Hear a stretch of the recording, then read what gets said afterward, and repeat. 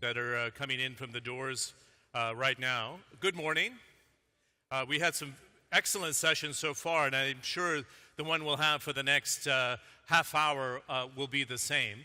I want to make sure I can see the microphones when we get to the Q&A, which will allow for at least in the last 5 minutes, if not a little bit more. I'm John Defterios, Emerging Markets Editor for CNN, based here in the UAE, and host, of course, of Marketplace Middle East, which is celebrating now its 7th year on the air. It's interesting. One would be hard-pressed when I was thinking about our interview session today with our guest to find a brand that is so closely identified with its home country, if you will. From humble beginnings back in October 1985, almost ready to celebrate its 30th anniversary, to over 140 destinations to 80 countries. And it's not over yet. Many think you wonder how this brand can grow some more. It has an order book of nearly 300 planes, as we witnessed through a large set of orders at the Dubai Air Show in late 2013. As I noted, I'm the Emerging Markets Editor for CNN, and I often talk about the tilt to the east in the world today, the tilt to Asia for growth, but it's also recognized with the growth of Africa for the last dozen years that is clearly a tilt to the south. And I think what our brand represents here today is a funnel from the Middle East going south, but the connectivity from Africa through the Middle East tilting east for that growth that we see today. It is extraordinary, and in fact, it's a generational change when you think of the global economy in the context of the G20 countries. All roads lead to growth. Is that the equation that we have today? All planes may lead to the Gulf. We have 3 large Gulf carriers following the lead that was set up by Dubai. Maybe not all, but I would invite our audience, particularly those in Africa, to witness what we've seen over the last 10 years and knowing what's going to happen over the next decade. Let's welcome to the stage for the Africa Global Business Forum the president of Emirates Airline, Sir Tim Clark. A warm welcome, please, Tim.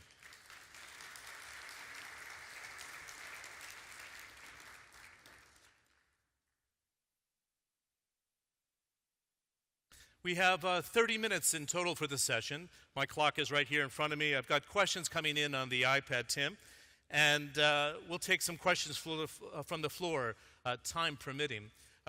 We had the good fortune to catch up a little bit beforehand to discuss the strategy here. And I think what is very interesting, and I think we have to acknowledge the person in the front row who's the chairman of the carrier. I wanted to start looking at Africa, of course, but also the Dubai Inc. cluster, if you will. And when I think of the cluster of Dubai Inc. brands, I think of Emirates, I think of Amar, I think of Jumeirah, I think of DP World, kind of in the first wave that goes into a continent. You were suggesting, I was thinking cluster, you're suggesting it's alignment. So tell me in the African context how alignment works going into Africa. And I think probably the best example wouldn't be your first market, which is Cairo, but going into South Africa. How did alignment work in South Africa, would you suggest? Well, it's a great story. In 1994, the government of Dubai recognized the potential of the new South Africa, post the old regime, and they sent a delegation, a trade delegation, of which I was a part, to try and explain to the new South African business community and the political community just what Dubai was all about, and that it was a great trading entrepot, and that as they reached out under the new South African strategies, that Dubai should be one of those that they considered very seriously. And I was very privileged, and I was particularly impressed with the manner in which this delegation went about selling its wares of Dubai. And some of the people you mentioned, some of the names, Mr. Mohammed Al-Abbas, Sultan bin Sulaim, all of these were on this delegation. And I thought at the time that, you know, here was an emirate, a city-state, moving very rapidly to take the opportunity. And it was, for me, symptomatic of the way Dubai was going to grow under the visionary leaders of leader of the emirate. So within a year, Emirates had started flying to Johannesburg, and we were one of the first sort of Arab League carriers to actually go in there with any serious capacity. Of course, we've been operating to Cairo since the mid-80s, 1986. But for us, it was a bold move, it was a brave move, and frankly, we haven't looked back since. It's interesting.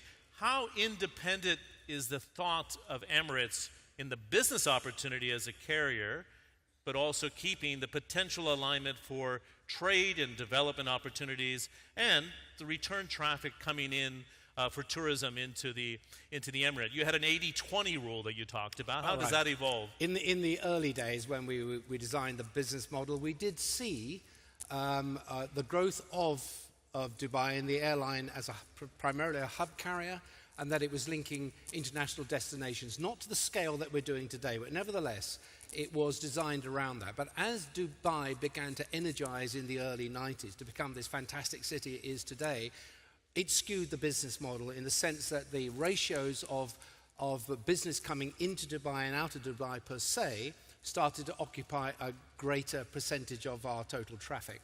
And goodness me, if it hadn't been for that, I don't suppose Emirates would be the size that it is today. And we see all the ingredients of that success story reappearing today. So yes, we opened up Africa, vital to our business plan, vital to that scalability element of our business plan. We could see that Africa was growing at a pace that it was beginning to link with the emerging East, and I'm talking about the mid-90s here. And the concurrent, as you say, alignment with the aspirations and the physical manifestation of the vision of Dubai, it was being built as we watched around us. Unbelievable projects were being undertaken and executed. So the African business community, as well as all the other segments within the Africa, could be part of that, and vice versa, the trading community of Dubai, as we opened up more points, were able to align themselves. It's interesting. I'm looking at the picture of Sheikh Ahmed on the big screen here, so I don't want to put you on the spot with your boss in the front row here. When they first took you to Africa, did you think this is a little bit too early? I mean, what the heck are we doing here? Did you think it was too early to march into Africa and think you can open up new routes? Let's get an honest answer from you to get you an assessment. In my opinion, at the time, I thought it was typical of what Dubai is. Very quick to assess the opportunity, very quick to respond to the opportunity. And in everything you see in Dubai, it's a question about speed, not being reckless, but getting the job done. And I thought at the time, well, hey, I don't see other countries, and not just the Middle Eastern countries, I don't see other countries doing what Dubai did in those very early days. They moved quickly, they saw the opportunity, and as a result of doing what they did, the links with Southern Africa are very, very strong. Emirates has 7 flights a day into South Africa. We're putting a 4th into Johannesburg very soon, the next few weeks. That's interesting you say that, because one of the things I wanted to raise with you is that everybody gets very excited about Nigeria. People are getting excited about the growth in Ghana, although it's slowed down this year. You're looking into Eastern Africa and the gas finds off of Tanzania and Mozambique. Ethiopia, a big market of nearly 100 million consumers. But you're not abandoning South Africa, you're adding to it. What's the strategy there? Oh, yes. Look, for us, Africa, the continent Africa, is a growth story. The opportunities are enormous. And as far as the airline is concerned, we will continue our growth trajectory. But not South Africa, even though it's slowed down, doesn't deter we you. We will continue to grow in South Africa. As I said, we're putting the 4th Johannesburg into South Africa. We are looking at Mozambique. You mentioned some of the oil and gas finds in Mozambique and other Tanzania. We put a 2nd flight a day into Dar es Salaam. And we have a very robust business between Kenya and Dubai, etc. So, no, we are not slowing down. There are ebbs and flows in socioeconomic, natural occurrences that we have to deal with. But then, hey ho, that's what we do in the business. So Nigeria is very strong for us. We've just opened Abuja on the 4th of August on a daily flight, the capital of Nigeria. We haven't had a seat on the flight since we opened. Wow. We have 2 flights a day into Lagos, and so on and so forth. It's a great story for us. This Ebola scare, this is an interesting point because it's been brought up here at the Business Forum. Sometimes perception overrules reality. I know you had to suspend the flight to Guinea and Conakry, and you've continued to do so, being precautionary and balancing the demands that are against you here. What has happened to the load factors in the rest of West Africa? You mentioned you added the flight to Abuja. Are we seeing some trepidation from Asia, being a little bit more cautious? How long does this kind of linger where it really starts to gut economic growth or even affect the carrier, would you say? Well, you know, there are indications that demand in the East is coming off a little bit because of a perception that Ebola is Africa-wide. Well, it certainly isn't, but nevertheless, there are segments of our business, as I said, in China, in Taiwan, in Vietnam, etc., that are fairly cautious about what they do. But for every one of those that we lose, we fill it with something else. There's always business to be done in Africa. And Africa's had its fair share of problems, and Ebola is just one of those. And I dare say in the future there'll be more such problems, perhaps not this particular one, but things are going to happen.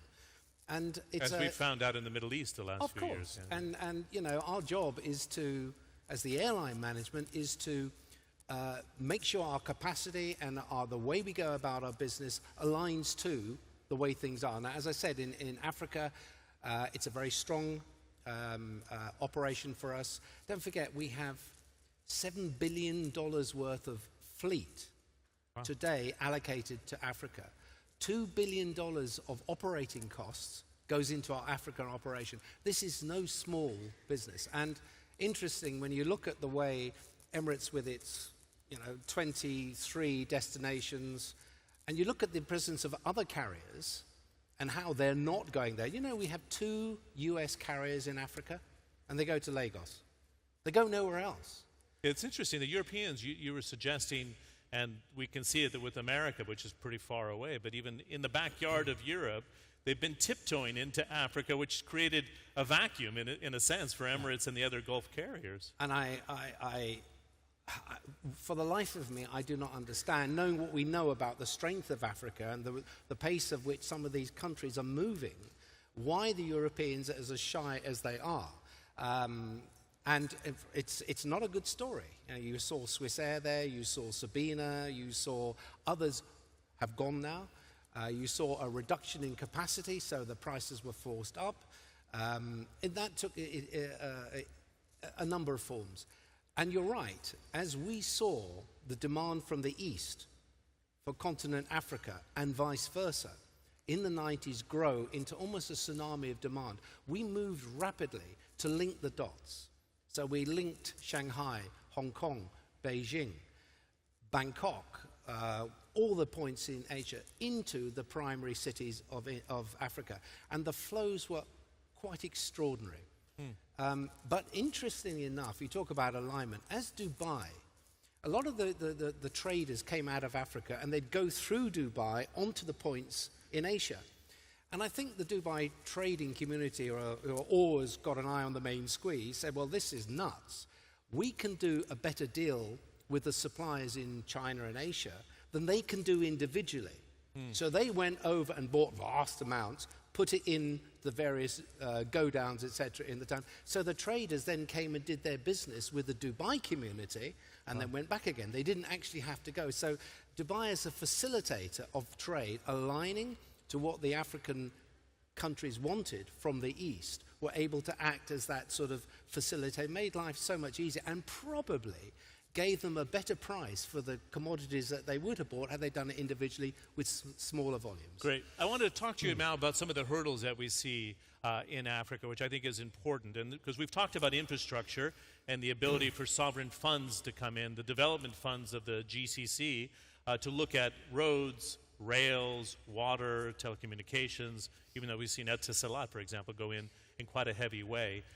What stands in the way of Africa's growth? I was talking to you about 5.5% growth over the last dozen years. We did an interview with Mr. Dangote yesterday. Yes. And he was suggesting if we're not careful and get the infrastructure right, that growth of 5.5% could fall. I mean, you could see 6-7% growth. Yeah. But what stands in the way from your, just take it from the airline sector for future growth? From the airline point of view, if you look at the aviation sector, the airports for a start, there hasn't been much development in airport building in Africa. The constraints for our kind of operation, for instance, we'd like to put the 380 into other points in Africa. We can't actually do that because the fields are not compliant for that size of aircraft. So where do you have the A380 out of curiosity? Well, we had it in Johannesburg. We actually have it into Mauritius. Although that's an Indian Ocean island, we still class it as part of Africa. We have twice a day into Mauritius because they facilitated, with their airfield, the ability to handle the 380. And they have benefited enormously as well. And they're full. So you've got an issue with capital investment. You've got an issue, and Mr. Dangote made a very interesting comment. He said of the 54 African countries that are on continent Africa, 52 require him to have a visa. And he's an African from Nigeria. And we see this manifesting its way through era politics, where they are far more generous in access rights to their countries for foreign carriers, such as us, than they are to themselves. And so, and air transport is vital for any economy or a series or cluster of economies that want to come together and make things work. Inter-African connections need to increase. Absolutely. Oh, interesting. It's vital that they do this. That allows the African carriers to grow in a sort of quasi-domestic market, and then allows them to spawn international operations. Today, 2/3 of the capacity going in and out of Africa is by foreign carriers. They have only 9 themselves.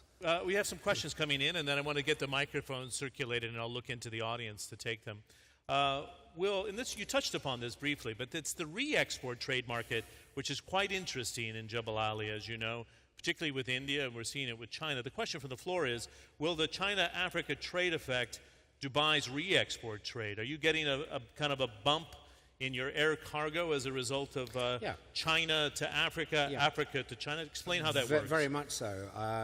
We carry about 465,000 tons of cargo every year in and out of Africa. We have freighters going in. A lot of the goods and the commodities we're carrying on those freighters originate in Asia. And it's a huge blotting paper of demand in Africa. They'll take anything and everything. So, you know, we have dedicated freighter services into some cities that are not passenger operations, and the belly hold of our aircraft are constantly full. A lot of it, as I said, originates from overseas. Sometimes is consolidated in Dubai, which has established itself as a truly it's not just a Middle Eastern hub. This is a global hub of re-export, of business, etc. And it's a model as to how others can do it and actually don't do it. And as that grows, as our freighter operation grows, as our capacity into Africa grows, so we will be doing much more of that. And that provides a huge opportunity for the trading community in Dubai and Africa itself. You mentioned you have resources of $7 billion allocated to Africa. A question from the floor is, what's Africa's contribution to your bottom line? Let me, without sort of parting with proprietary information, I will say this. The quality of the business, and by that I mean the yields that we get out of Africa, the mix of the business, the segmentation is very good for our bottom line. And so is cargo. It's not a cheap operation in Africa for reasons that I mentioned. Never mind, it's very strong, and this is why in the next 5 years or so we will add many more points in Africa. We'll put more production. So if we've got $7 billion allocated today, it'll probably go up to 10 or 12 in the next few years into Africa. Wow. We are kind of only halfway there as far as the continent is concerned. We see opportunities coming up all the time. So, you know, great opportunities for everybody. So you have, I think it's 22 passenger destinations in Africa right now. You've got 6, I think it is, on the cargo fleet.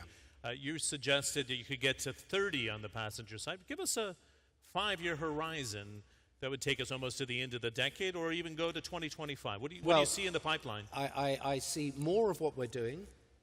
I see new cities in new countries in Africa coming in, and the planners already have those on the drawing. But John, I can't actually say what they are because I'll get into trouble with my boss. But the fact of the matter is, He seems to be nodding in approval. I don't think he's kind of anti-Africa. but the fact of the matter is, we are already growing. I mentioned Double Casablanca, I mentioned Double Dar es Salaam, I mentioned Mozambique, Maputo. We've just struck a deal with the government of Angola with regard to helping them out with shaping their airline. And Angola is a huge market. But there are many others that we don't serve, we're looking at. One looks at Zaire, we look at the countries around West Africa, Equatorial Guinea, Benin, Togo, and all those. These are all potentials for us to link at some point or other in the future. So it's a great opportunity. Angola, let's spend a moment on that. Then I'm going to see if we have some questions from the floor. Do we have any questions from the floor already? Because I'll come to you, and we can get a microphone, one for there, and I'll come to you right after this one. And any other ones here in the audience? Good. Just a second, please. And I wanted to follow up on Angola. This is interesting. Did you reach out to Angola and say we can help you with TAG? Or did Angola suggest, we have emerging partnerships here. We'd like you to come in and work for us on this project for 10 years? If the truth be known, the Angolan government, quietly, without our knowing, was making an assessment, one, of what their carrier needed to do and wasn't, then looked at a number of entities, a kind of beauty parade, if you like, and saw who could help. And there were many, many people, many entities, many airlines, and many governments that wanted to come in and help out. But the Angolan government decided that Emirates was the entity that they wanted to come in, and Dubai was something that they particularly admired, the way they go about their business, the way the airline integrates into the economy of Dubai. And for them, that was the model. So they made the approaches to us, and we've been talking to them for over a year, and what His Highness signed the other day was the final manifestation of the agreement. So, is it more than just an airline agreement? What I'm suggesting is that cluster strategy or the alignment strategy come into play with Angola, do you think? I think most definitely they are lacking in many elements of their economy, not for reasons of not knowing about it. They just need to have the know-how. Look at hospitality. If there's a huge opportunity for the Dubai hoteliers to move into Luanda and other places in Angola. They're screaming for quality hotels, and they want people to come in. We talked about ports, and they have a very, very ambitious infrastructural plan for road, rail, all the surface transport side of things, as well as other sectors of the economy, moving away perhaps from oil and rare earth and mineral. So they're looking at Dubai as an example of how it can be done. So alignment, very good. Airline, very good. Other sectors that Dubai can offer, great potential. And I'm sure that when we get in there, the door will open for other entities in the town to come along. Big demand for hotels and even housing there. And housing. The question from the floor, if you can stand up, sir. I just ask you to be very direct and brief with the question for Tim. Tim, first of all, Emirates Airline, the best ambassador to Dubai in the world. So great job, keep it up. Thank you. On the Africa plan, the hub and spoke system to feed and to get you quicker into the market. Of course, the plan is good, but to expedite the plan, hub and spoke to feed into your new routes, is that something in the plan? And if you have anything to say to the national carrier in Africa, what would that be? Well, look, let me take the second question first. The national carriers in Africa have an extraordinarily difficult task. Effectively, there are about 60 of them, but only 9 operate internationally. And in the last 10 years, 90 of them have failed. So something doesn't quite work for them. They're fairly aspirational, etc. So, I guess with Angola, they realized that they needed help, and they came to us to try and sort that thing out. And, there is the opportunity, there is the demand, but basically it's a difficult thing to set up an air business in Africa for a multitude of reasons, some of which I've alluded to today. As far as the hub and spoke is concerned, yes, Dubai, as you know, Hamdi, is probably going to be the largest international hub on the face of the earth in the next few years. Already, as we know, it's exceeded Heathrow and one or two others. But as a freight entrepot, especially as when we get into the Dubai World Central in the next 6, 7, or 8 years, so that will continue to grow. So if you can imagine, that airport is 220 million. Dubai International will be 100 million.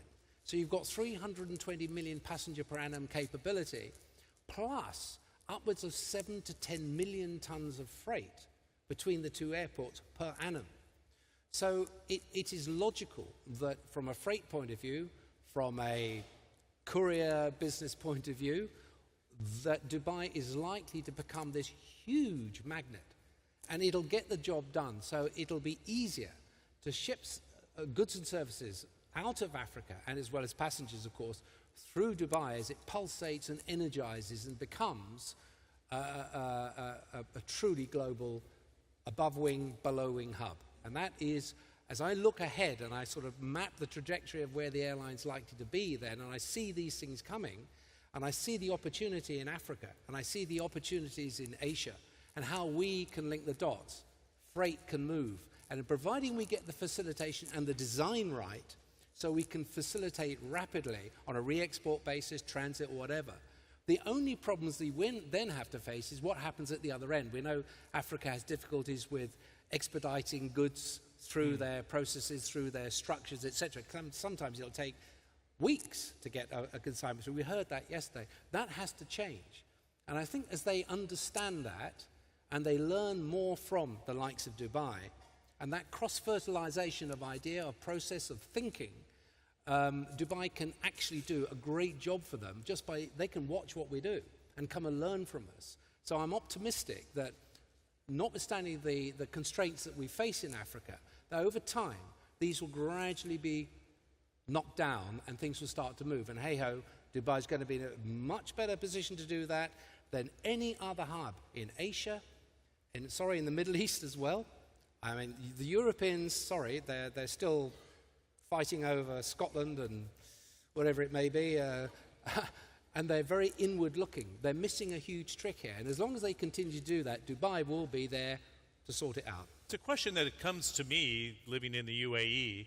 How does DWC, Dubai World Central, fit in with the other international airport today? Where does Emirates go? Does it stay where it is? Does it have a blend of planes leaving from DWC and Dubai International? What's the long-term strategy or even the mid-term strategy for that airport? It is more than likely that we will probably go down there, but it may not be exclusively for Emirates. And the government will decide how that's going to be operated. Not decided yet. No, it's their call, and they'll decide. They have many factors to consider in all of that.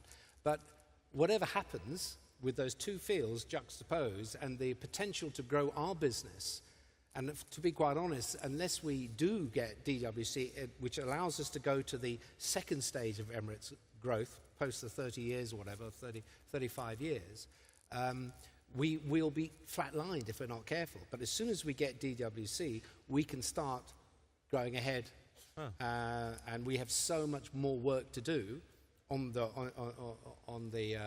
So you need that capacity, is what you're most suggesting. definitely. That's very interesting. We had a question from the floor, sir. Hello. I hope you can hear me. My name is John Bindio. I'm from Nairobi. I just want to know, we all want to support Dubai to be the hub of Africa, more or less, more like New York for Africa. But the missing part here is your financial services. What are you doing to revolutionize the financial services in Africa, in Dubai, to support the trade finance in Africa? And would you be able to link up with the other financial centers like Nairobi, for example? I'm not sure if that's directed for Tim, but I would be surprised. Yeah, no, it is because I'm surprised yourself suggesting it with the DIFC here. I don't think maybe Sheikh Ahmed, with his hat of the Supreme Budget Council, could suggest this. But there's no shying away from trade finance, I would imagine, in Africa today.